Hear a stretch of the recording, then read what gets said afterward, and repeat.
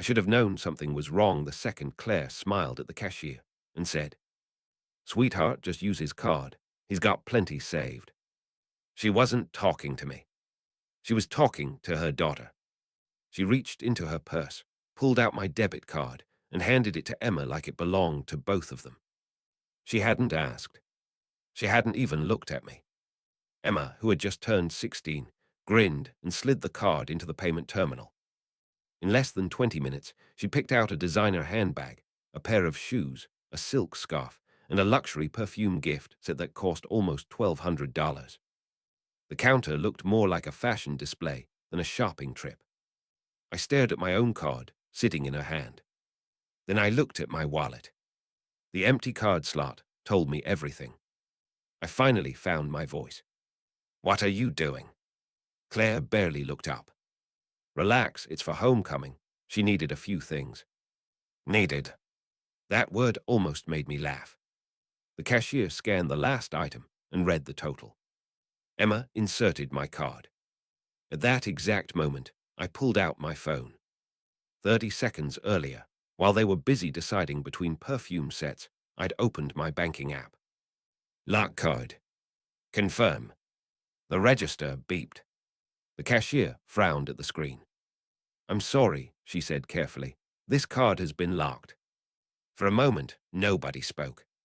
Emma's smile disappeared first. Then Claire slowly turned toward me. "You locked your card?" "Yes." She stepped closer. "Seriously?" "I did." Her voice dropped. "Don't do this here." That sentence told me everything. Not. Why is my card locked? Not. I'm sorry for taking it. Just. Don't embarrass us. I looked at the shopping bags covering the counter. Then I looked beside me. My 12-year-old son, *O*, was quietly holding two small paper bags from the outdoor store. One held a pair of discounted hiking socks. The other contained a clearance fleece I'd promised him before our next camping trip. That was it. While Emma stood surrounded by thousands of dollars worth of luxury items. My son was smiling over a jacket we'd found on sale. He noticed me looking at him and quickly looked down at the floor. That hurt more than anything Claire had done. My name is Ryan. I was 39 years old and worked as a park ranger in western North Carolina. It wasn't glamorous work. Most days were spent repairing trails, helping lost hikers, responding to rescues, or keeping the park safe. The paycheck wasn't huge, but it was steady. And steady had always been enough for me. After my divorce, it was just Owen and me. A small house outside Bryson City. An old pickup truck. A dog with one crooked ear. It wasn't much, but it was ours. Then I met Claire. At first, she made life feel lighter. She said she admired how dependable I was. She liked that I planned ahead. She told me she'd never dated a man who made her feel safe. I believed every word. She had a daughter, Emma, from a previous relationship. Money always seemed tight for them. At first, the requests felt reasonable. Her car needed repairs. I helped. Rent came up short 1 month. I covered the difference. Her phone was about to be disconnected. I paid the bill. I kept telling myself we were building a future together. Then the favors slowly became expectations. Can you grab groceries? Can you cover dinner? I'll pay you back after payday. Most of that money never came back. Whenever I mentioned it, Claire would smile and say, "We're a team, aren't we?" I wanted that to be true. So I let it go. Again and again. Looking back now, I can see the pattern. Whenever we all went out to eat, Emma ordered whatever she wanted. Owen checked the prices before choosing anything. If there was an unexpected expense, Claire always found a reason I should cover it. If I planned a family weekend, somehow it became centered around Emma. Owen never complained. He simply learned to ask for less. That part still bothers me. Not because he was difficult, because he believed asking for less made life easier for everyone else. 2 weeks before the shopping trip, Claire brought up Emma's homecoming. She wanted the full package: professional makeup, salon appointment, designer dress, limo, the works. I listened until she finished. Then I said as calmly as I could, "I'll happily pay for dinner before the dance." She smiled. "But I'm not." Claire took another step toward me. "Ryan, stop making a scene." I looked around the store. "I didn't make one. You know what I mean." "No," I said. "You took my debit card out of my wallet without asking. That's the scene." Emma crossed her arms. "It was just for homecoming. It wasn't your money." Claire sighed, like I was being unreasonable. "You would have paid for it anyway."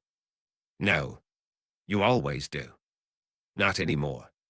For the first time, I saw real panic in her eyes. Not because of the shopping, because she realized she wasn't in control anymore. She lowered her voice. "We'll talk about this at home." I shook my head. There isn't anything left to discuss. I reached into my pocket and opened my banking app one more time. Claire watched my phone. "What are you doing?" I didn't answer. First, I removed my debit card from the digital wallet on her phone. Then I canceled the shared grocery card I'd added months earlier. Finally, I stopped the automatic transfer that had been going into her account every Friday morning. $400. Every week. It had started as temporary help after her rent increased. That temporary arrangement had lasted almost 9 months. I'd sent her nearly $15,000 without a single written agreement, without asking for any of it back. I put my phone away. No more access. Claire's face went pale. "What did you just do?" "I removed you from every account connected to my money." Her expression changed instantly. "Ryan, don't do this. I'm already done." Emma looked at her mother. "Mom." Claire ignored her. "You can't just cut us off." "I can. You promised we'd build a life together." "I thought we were." The cashier quietly started moving the shopping bags off the counter. Nobody said a word. Finally, Claire tried a different approach. "You embarrassed my daughter." I looked at Owen.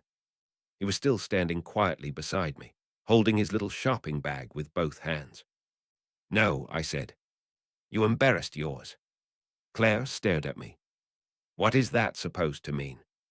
"It means my son has spent the last year watching you treat him like he mattered less." Her mouth opened, but nothing came out. I wasn't finished. Emma always got the expensive gifts. Silence. Emma always picked the restaurant.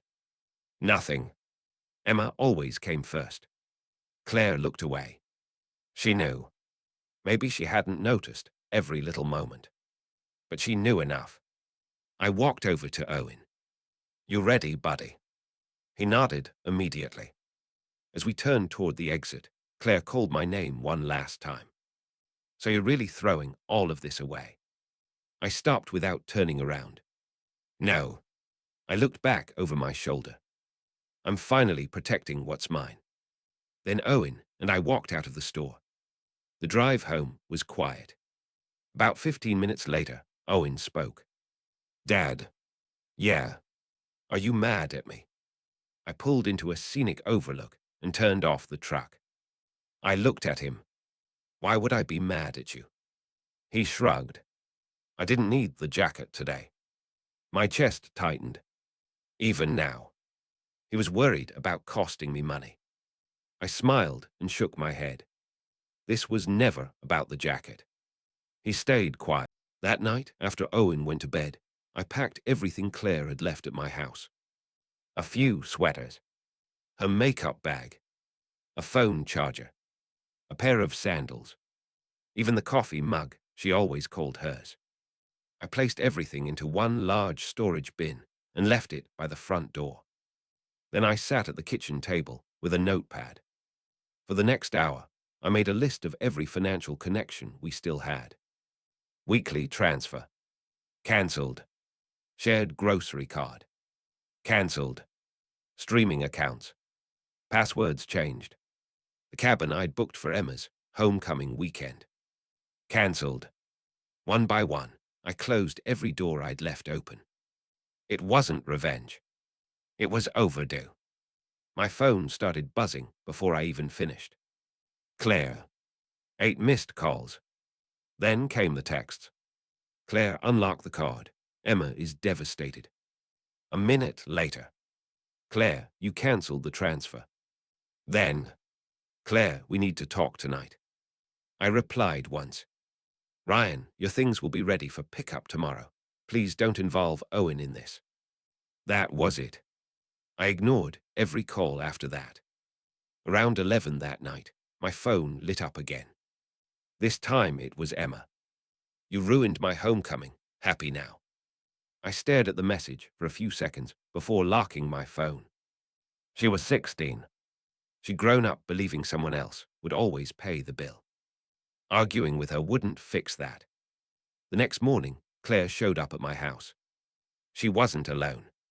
Her older sister drove her over. I stepped outside before they reached the porch. Claire looked at the storage bin sitting beside the front door. So this is really happening. Yes. She pointed at the bin.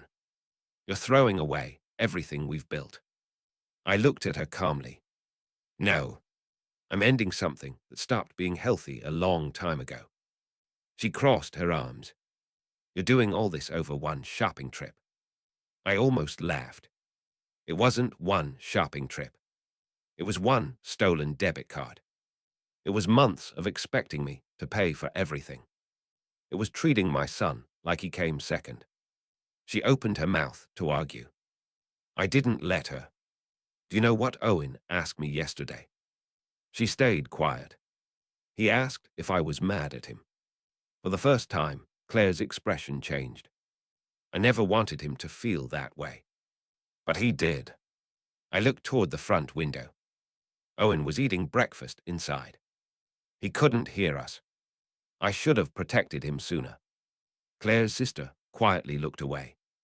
Even she knew there wasn't much to defend anymore. Claire tried one last time. You know I love you.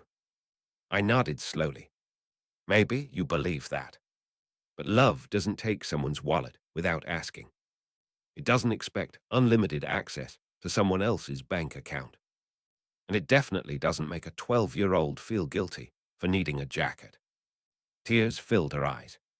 You're really choosing this. I'm choosing my son. Neither of us spoke for several seconds.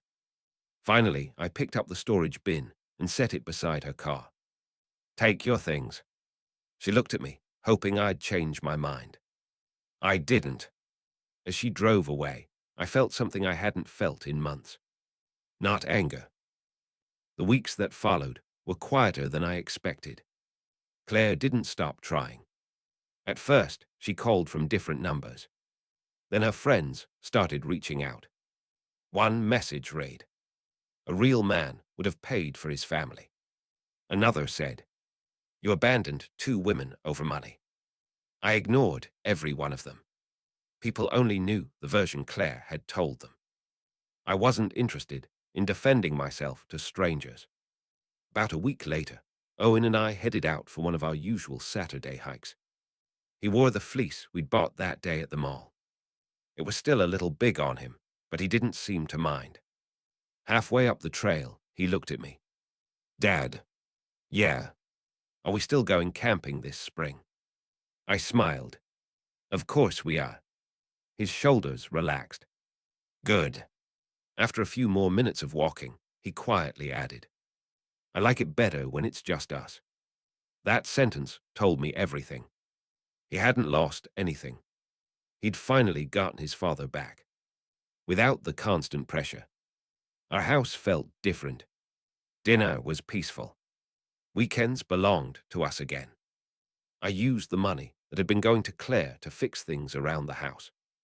The porch finally got repaired. I bought Owen the used binoculars he'd been asking about for months. We even signed up for a junior wildlife photography workshop the park. Small things, honest things, things that actually mattered. About a month later, Claire texted me one last time. It was a picture of Emma at homecoming. She wore a simple blue dress and stood in front of the school's gym. Under the picture, Claire wrote, "Hope you're happy." I looked at the message for a long time. Then I typed one sentence. I hope one day she learns that respect is worth more than expensive gifts. I blocked the number. That was the last conversation we ever had. Spring arrived a few weeks later. One evening, Owen and I were sitting on the porch after dinner.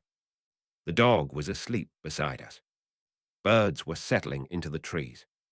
Out of nowhere, Owen carried over his old allowance jar and placed it in front of me. "What's this?" I asked. "For our camping trip." I smiled. "You don't have to pay for camping." "I know. I just wanted to help." I slid the jar back toward him. "Keep it." He looked confused. "In this house, helping is something you choose. It's never something people are allowed to take from you." He thought about that for a moment. Then he smiled and carried the jar back inside. 2 weeks later, we finally went camping. Nothing fancy. Just our old tent, a campfire, and 2 quiet days in the mountains. On the second night, Owen looked across the fire and said, "It's better now." I nodded. "I know." And it really was. Looking back, losing Claire wasn't the hardest part. Realizing how long I'd ignored the warning signs was. I kept thinking I was building a family. What I was really building was a habit of saying yes to people who never respected my boundaries. The day I locked my debit card wasn't the day everything fell apart. It was the day everything finally started getting better. Because the moment someone treats your child like they're less important than money, the decision has already been made. You just have to be willing to make it too.